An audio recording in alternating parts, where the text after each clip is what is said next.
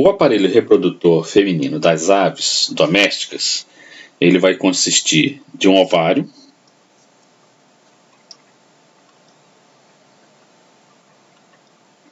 o aparelho reprodutor feminino das aves domésticas vai consistir do ovário esquerdo, do oviduto esquerdo, que se abre na cloaca.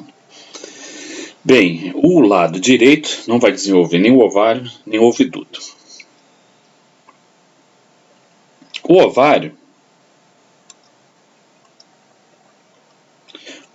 é essa estrutura aqui, então, que se localiza no teto da cavidade celomática, próximo ao polo cranial dos rins. Nessa figura aqui, retirada do DAIS, a gente vê essa estrutura pontilhada aqui. Isso aqui representa o rim. Aqui é justamente onde se encontra a extremidade cranial do rim, que corresponde ao lobo cranial do rim.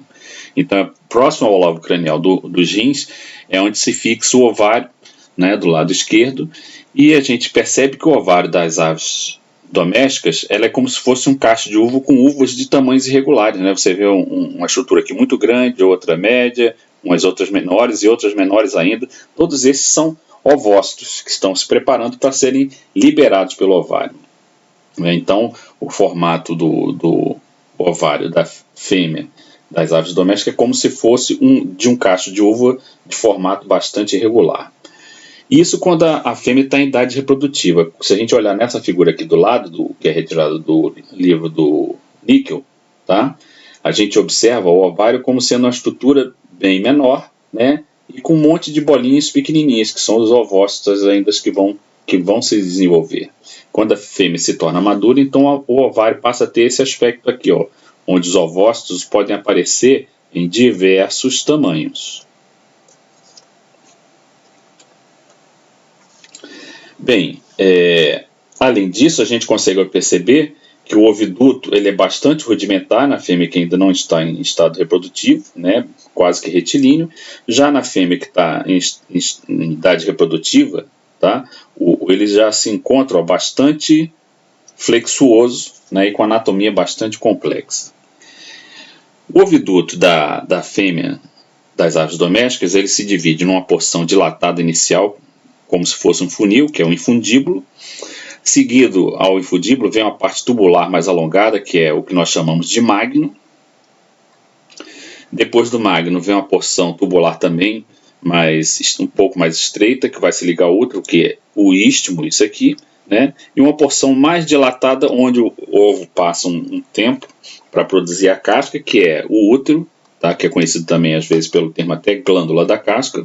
E depois do útero segue-se a vagina, que vai se abrir na cloaca. Então, o oviduto das fêmeas das aves domésticas consiste de um infundíbulo, o magno, o istmo, o útero e a vagina. Nessa figura aqui retirada de um livro do Cone de Aves, a gente consegue perceber bem aqui, ó, o ovário, né, de uma fêmea ainda imatura, está começando a entrar em idade reprodutiva, e aqui, ó, que está o lobo cranial do rim, né? Aqui o lobo médio, aqui o lobo caudal.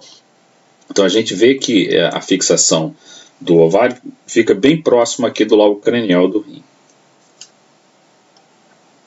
Aqui é uma fêmea já em idade reprodutiva, né, com os ovários bem desenvolvidos. Repare aqui, ó, os ovócitos em vários tamanhos diferentes, daí esse aspecto do ovário como se fosse um cacho de uva com uvas irregulares, tá?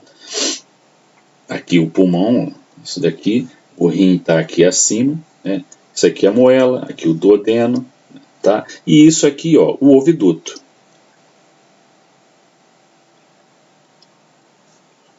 Aqui a gente consegue observar numa vista ventral, né, os diversos folículos ovarianos em graus diferentes de desenvolvimento, né? E isso aqui, o oviduto, né, essa porção aqui sendo magno, e isso aqui, ó, útero. Bem, a vascularização do oviduto e do ovário vai se dar justamente a partir de ramos da aorta abdominal, né? Aqui está a aorta, então, abdominal da ave, a aorta descendente, tá? Dessa aorta descendente vai surgir a artéria ovariana, né? E essa artéria ovariana surge da artéria renal cranial. Essa artéria renal cranial, além de emitir a artéria ovariana, emite uma artéria ovidutal cranial que vem vascularizar as porções iniciais aqui do oviduto. Seguindo a artéria aorta abdominal da ave, né, ou a artéria aorta descendente da ave, a gente vai ter surgindo dela aqui um ramo que é a artéria renal média. Essa artéria renal média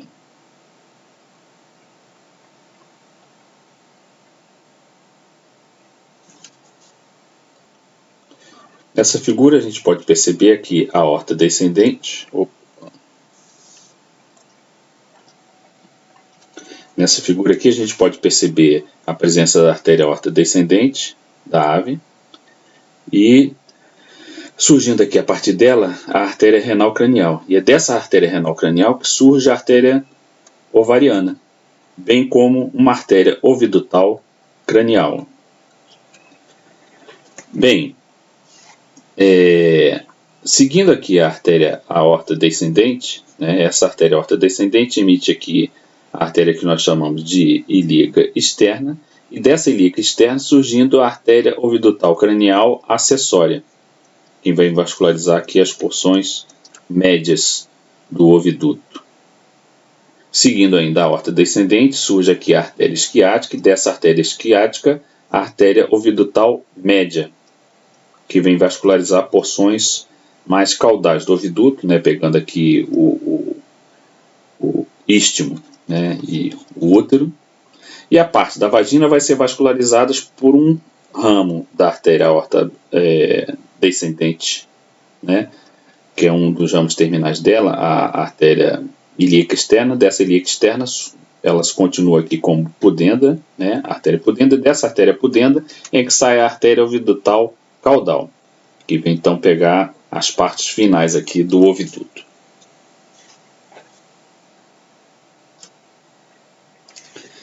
Essa figura ela é interessante porque mostra justamente, né, aqui o infundíbulo, o magno, o istmo, o útero, a vagina, desembocando aqui então na cloaca e mostrando, né, o tempo que é gasto pelo ovócito depois que ele, ou o ovo, né, dependendo se foi fecundado ou não, que ele gasta aqui dentro do oviduto, né.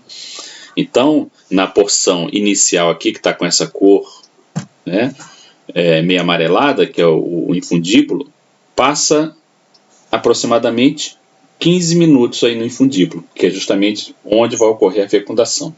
Depois de ocorrer a fecundação, se esse óvulo for fecundado, se transformar num ovo, ele vai seguindo então o oviduto, passando pelo magno, que está representado por essa cor aqui. E o tempo que ele passa no magno é de cerca de 3 horas. Depois, esse ovo ou óvulo vai seguir pelo istmo, que é essa porção aqui, e vai passar cerca de 1h30 aí. Tá? E repare que conforme vai passando aqui pelo infundíbulo, pelo magno, pelo istmo, né, vai ocorrendo a deposição da clara do ovo, né? Aqui está a gema do ovo, que é o que a gente conhece aí como gema do ovo, nada mais é do que o ovócito ou o ovo, se ele tiver fecundado, né? E vai sendo depositada a clara, então, desses segmentos aí, no magno e do istmo, e quando chega no útero, né, vai passar esse período de tempo aqui no útero, né, que é cerca de 20 horas, para ocorrer a deposição de uma membrana em torno da clara, né, que é a membrana da casca, e depois a casca, então, recobrindo aí o ovo para protegê-lo quando ele for para o meio externo. E na vagina, ele vai permanecer cerca de 5 a 10 minutos, né, para ir então para o meio externo. Então, essa figura é interessante porque mostra o período de tempo que passa em cada um desses segmentos e o que ocorre em cada um deles. Aqui é uma figura mostrando a cloaca de um macho, né? Não tem nenhuma figura cloaca de fêmea, mas nessa figura é interessante justamente para mostrar a divisão da cloaca, né, nos 3 compartimentos, que são o coprodeu, o urodeu e o proctodeu. Então é justamente nesse compartimento intermediário aqui, que é o urodeu, que vai se abrir o oviduto esquerdo, né, por uma abertura aqui da vagina, que se abre então nesse compartimento, tá?